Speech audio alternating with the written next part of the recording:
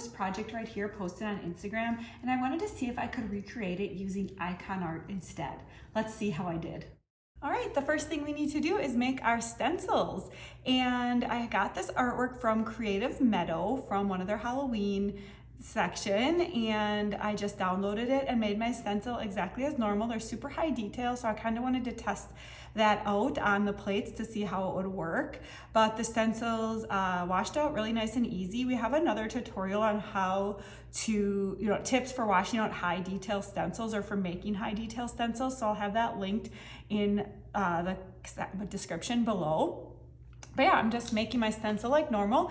And then once they were dry, I post-exposed them for 2 minutes.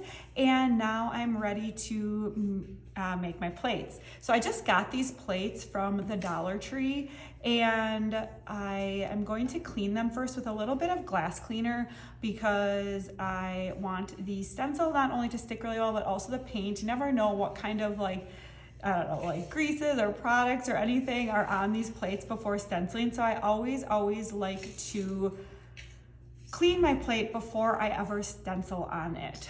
All right, so now I'm ready to add my stencil. And the nice thing about Ikonart stencils is they are repositionable, so I can kind of play around with it, put it where I need to go. But if it's not exactly going on the right way, then I can just reposition it.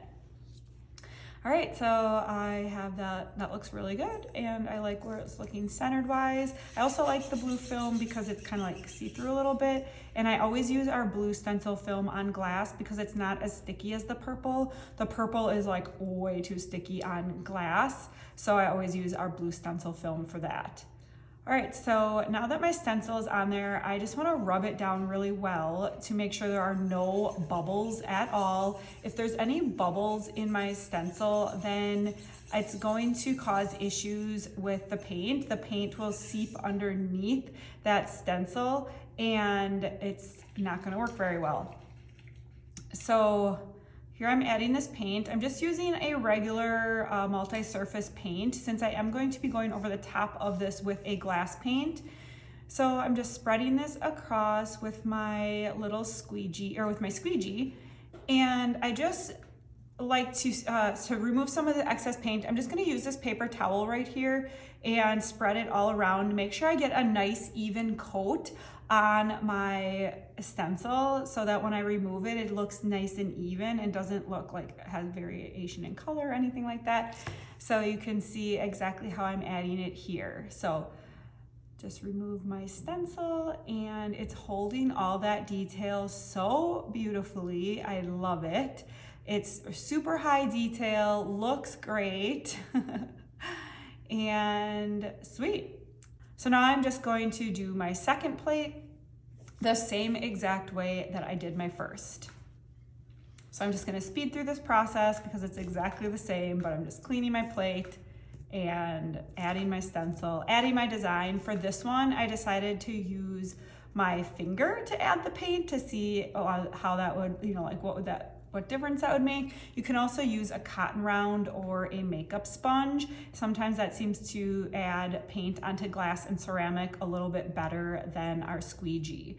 So just kind of play around with what works for you. But either way, you just want to make sure your stencil is super secure on the plate before adding your paint so it doesn't seep underneath those edges. All right, once those were completely dry, I just went in with a toothpick and cleaned up some of the teeth where the lines weren't exactly perfect the way I wanted them to be. This is obviously completely unnecessary, but if you have any spots that kind of bled under your stencil, I just wanted to show you that before you cure the ink, you can do touch-ups and remove the paint if you need to. Once you bake it in the oven and it's cured, you will not be able to do this. So if you do want to do any sort of touching up to your design, you're going to want to do that before you put it in the oven. All right, now they're ready to go in the oven. So I just follow the package directions that came on my Ikonart paint that I was using. So it just says put into a cool oven, set to 325 and bake for 30 minutes.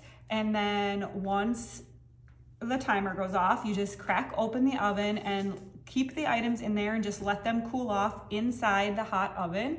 So just let those cool for a while. And then once that's completely cooled down, you can remove them. And now that paint is cured. So that's when it becomes top rack dishwasher safe.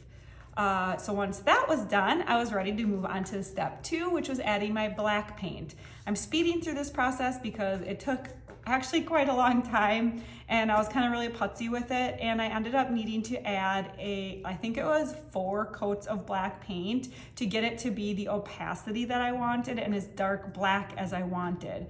So I'm sure different paints might give you different types of opacity, but with this paint that I'm using, this Ikonart black glass paint, I needed to do quite a few coats, and in between each coat I had to let the first coat dry. So I did this over actually a couple days. It took a while but it was worth it in the end, I thought, to have the darker black. And you'll see in a little bit here, I'll hold up the plate so you can see what I mean, but I'm leaving a little bit of a border around the edge, and I'm just, hand painting this. I'm giving, it doesn't need to be perfect, but I'm leaving that border so that I can add gold after I'm completely done with the black. And after the black dries completely, I'll go back in with a gold glass paint to paint that.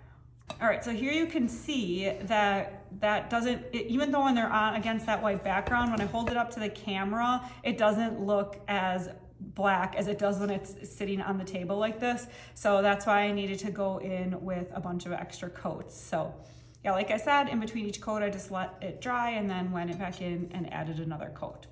And then I was ready to add my gold. I didn't film this part, but you can see this is the gold paint that I used. And I just did the same exact process as I did with the black. I put the gold around the rim, let it dry in between coats, and then added multiple coats. I think the gold rim maybe took 3 or 4 coats. And once that was done, I was ready to bake it the exact same way as I did the white paint. So put it in the oven, set to 325, bake for 30 minutes, let cool in the oven, and then remove. So this is how they turned out. I think they turned out super cute. I think they make a great Halloween or Day of the Dead table setting. So let me know in the comments what you think of these plates and if you think using the Ikonart Stencils was a good dupe for Mark's method. I'll also have Mark's Instagram video linked down below, as well as links to the Creative Meadow images. So yeah, I'm really happy with how these turned out. They look great and they're completely scratch resistant. After baking them, it really does cure that paint and it makes them very durable. They're top rack dishwasher safe and they're not gonna scratch. My name is Fawn and I share tips and tricks on how to make and use Ikonart stencils. If you want to see how to use Ikonart to screen print shirts, check out this video right here. And don't forget to subscribe to our channel and hit that notification bell so you get notified every time we upload.